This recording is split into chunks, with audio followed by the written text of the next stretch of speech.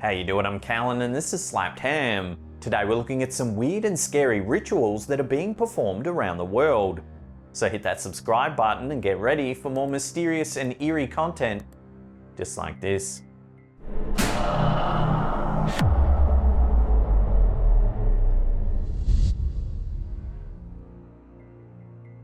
A witch bottle is a unique ritual.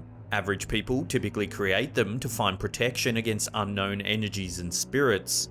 They're usually filled with vile ingredients. Historically, these bottles have either been made by folk healers or a trusted witch. If one believed that they knew someone possessed by a spirit, the person's urine, nail clippings or hair were a pivotal ingredient of the bottle. These bottles were also filled with needles, pins, rosemary and red wine. The belief is that the spirits will be attracted to the victim's ingredients, trapped by the pins and needles, forced to drown in the red wine, and banished by the rosemary. These bottles were typically hidden away in the furthest corners of one's property. The first mention of a witch bottle appears in a 1681 book by Joseph Glavel, Seducimus Triumphatus, or Evidence Concerning Witches and Apparitions. These bottles were constructed to bring peace to a household and to drive away malicious spirits. They're quite complex to study since they were sometimes made by witches and other times to drive witches away.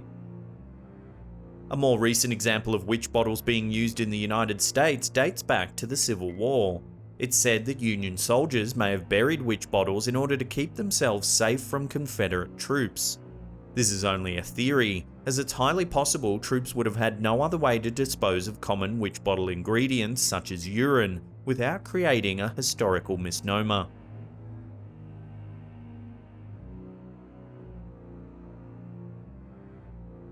Frog coffins are a form of folk magic performed in Finland. Just as the name implies, frogs were put into tiny coffins and often buried in secret locations. Dating back to the early 20th century, these weird rituals were actually meant to work as a type of counter magic, just like witch bottles. Generally, frogs are chosen to represent amphibian and aquatic life. The initial lore of the frog coffin involved taking the luck of a successful fisherman and harnessing it for the folk magic of the frog coffin. That luck has then diffused into magic and reflected back at malicious spirits. The recorded uses of frog coffins range from benevolent attempts to cure epilepsy to malevolent intent to kill. It was thought that the magic generated by such coffins was powerful enough to accomplish a wide range of effects. Folklore archives from all over Finland document the many instances of these coffins having been buried for multiple purposes. The consistent factor between them is the importance of the coffin itself. Some similar coffins have been found in the area containing other animals and objects. However, because their method and intent seem to be the same, these objects are often grouped together with frog coffins. It is worth noting that many of these coffins have been found in churches all over Finland, due to the structural integrity and longevity of such buildings over the years. Have you ever heard of a frog coffin? Let me know in the comments section below.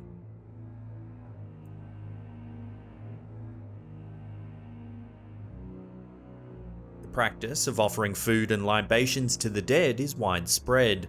The form and method may have changed throughout history, but it is a common pastime. It's noted that the practice of pouring a small amount of wine on a grave has long been popular between Egypt and Greece. In ancient Rome, this process was taken to an entirely new level. Libation tubes were made to flow directly into the inside of graves. This meant the dead could partake in food and drink in a purer form. These offerings typically first came during a feast known as Cena Novemdialis. This marked the end of the 9-day Roman grieving period after a loved one's death. The family would share a meal at the loved one's grave, pouring food and drink down the libation tube. This and other Roman celebrations were later put to an end by Christian leadership. These rituals were considered pagan and offensive. A tradition of pouring vodka onto the graves of loved ones lives on in Russia today. Some Chinese cultures offer wine or tea at the tombstones of the deceased. Japanese culture puts particular emphasis on making careful offerings at the shrines of the dead. The Mexican holiday of Dia de los Muertos is well known for its offerings. The graves of loved ones are populated with large amounts of their favorite food and drink. these are later enjoyed by the living. While these practices are so widespread, the slight cultural differences in how they're carried out is worth noting. These practices typically involve sharing food or drink between the living and the dead. The idea is to replicate the feeling of sharing a meal with a loved one, even in death.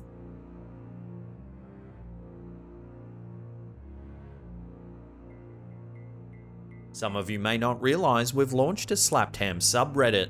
If you have scary photos or videos you'd like to submit and share, our subreddit is the place to do it. It's also an awesome place to join the Slapped Ham community and see what other weird and wonderful things people are digging up. Those who have joined already have been sharing some seriously creepy stuff. I highly recommend you check it out, there's a link in the description box below.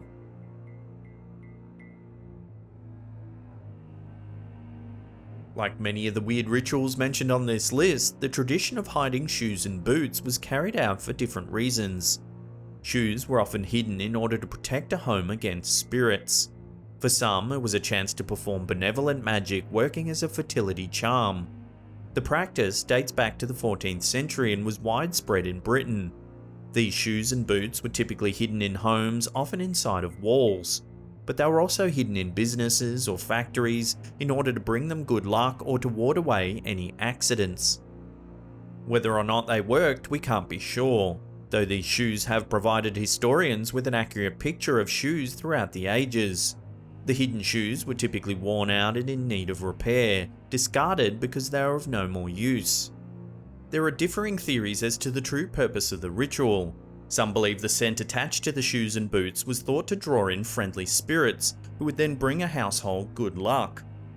Others see the scent of the shoes as a sort of trap that would lure in evil spirits that could then be banished for good. Either way, the ritual was so widespread that thousands of such shoes have been discovered all over Britain.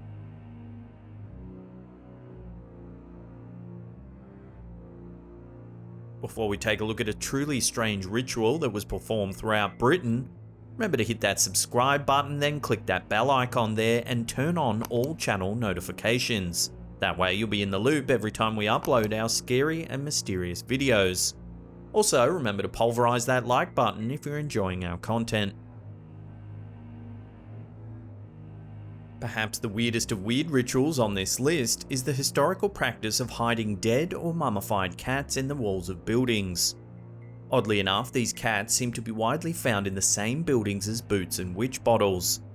This suggests superstitious people of the time often found themselves doubling or tripling down on protective charms for their home.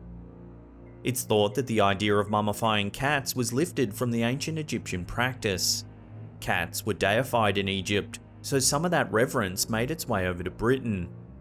Associated with fertility, justice, and power, it's thought that this reverence was reflected in these slightly weird and scary rituals. What is interesting about this ritual is that there's often debate amongst scholars in regard to the particular instances.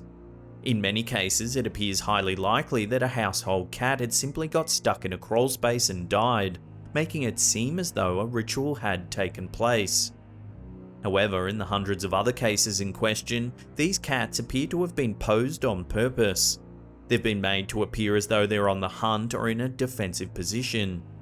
In these instances, it seems clear that the cat's been posed to take on the role of the protective deity of one's home. Perhaps even more apropos is the thought that in addition to driving away witches, these cats were meant to ward off the familiars of witches, who are often said to take the form of cats.